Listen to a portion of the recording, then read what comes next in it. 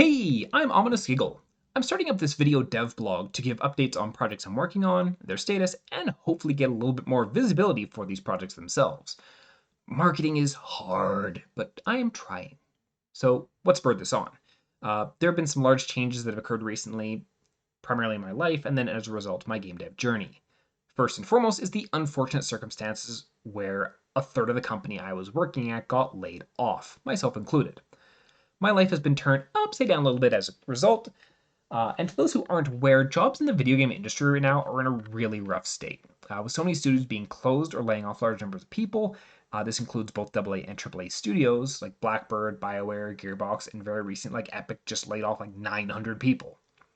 So there's a lot of skilled devs, artists, designers, producers, and more out there now hunting for jobs.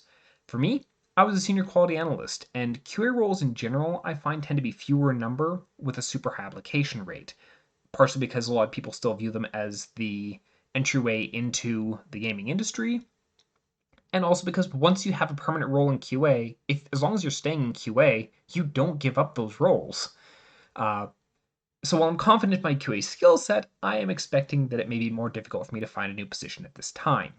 I'm still looking, but thus far haven't had any luck. And frankly, I don't want to go back to retail or warehouse work or kitchen work.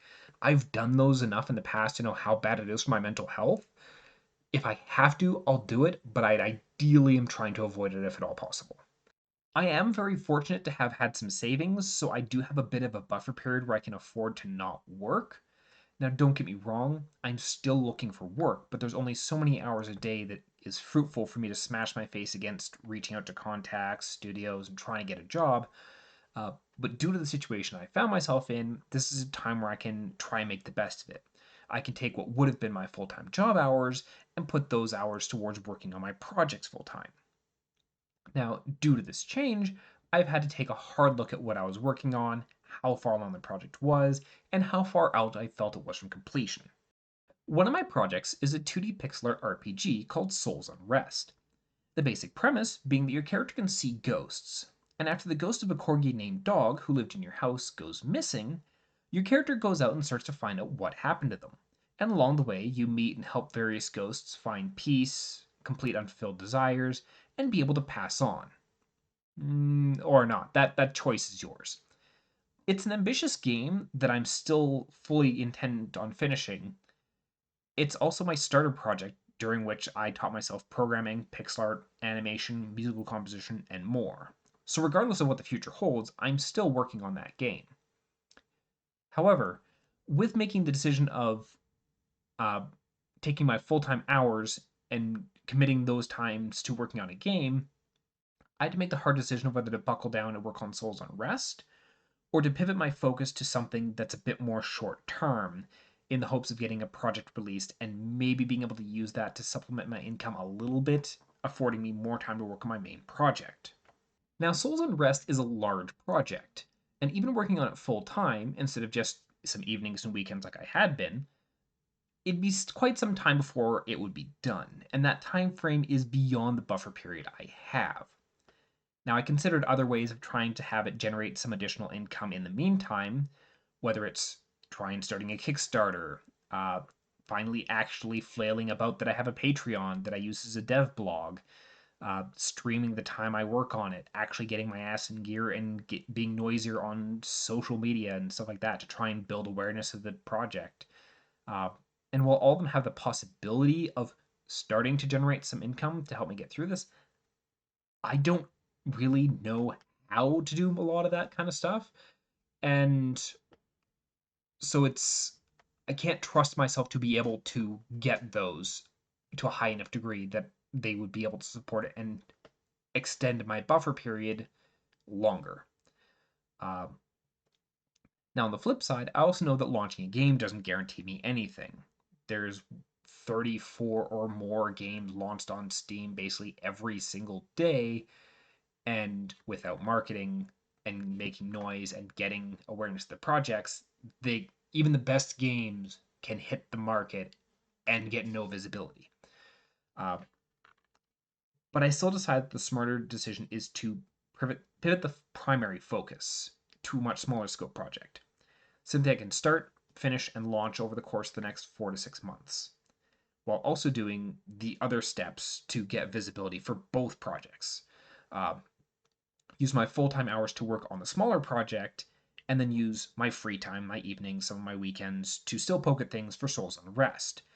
It will get a little bit less work than it was before, since there's only so much time in a day I can smash my face against making games, but the project is absolutely not abandoned, and I'm still continuing to work on it regardless. So with that decision made, I scrounged up some of the smaller video game designs I've had rattling around in my skull and plotted out what it would take to actually complete them.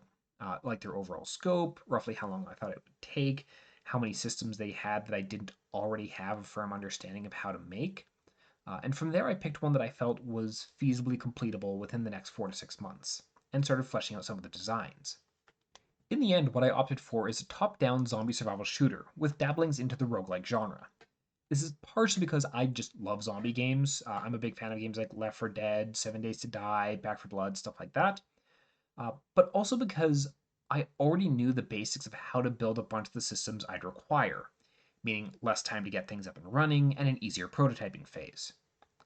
So I started out by getting the super basics working: my movement, collision, shooting, all that kind of stuff, and utilized a lot of the work I'd already done for Souls Unrest, though improving them to be more suited to the game I was now making.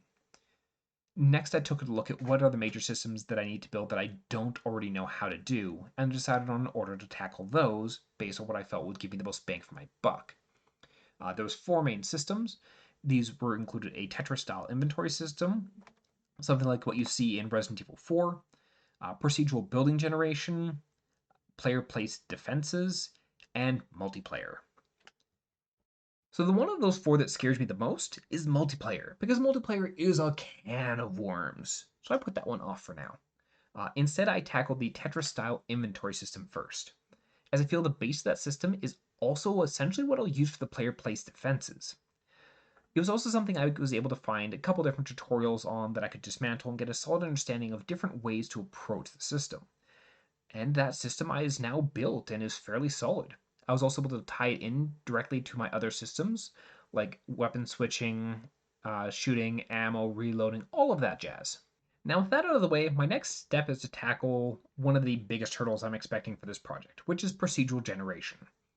It's not an unknown problem, as procedural generation is used in a lot of games, including a bunch of games made in Game Maker Studio, but it's something I've never built before, so I'll be working through how to build it and figure out what amount of content I want to leave up to RNG and how much handcrafted content to include, and how to balance those two for a good end user experience.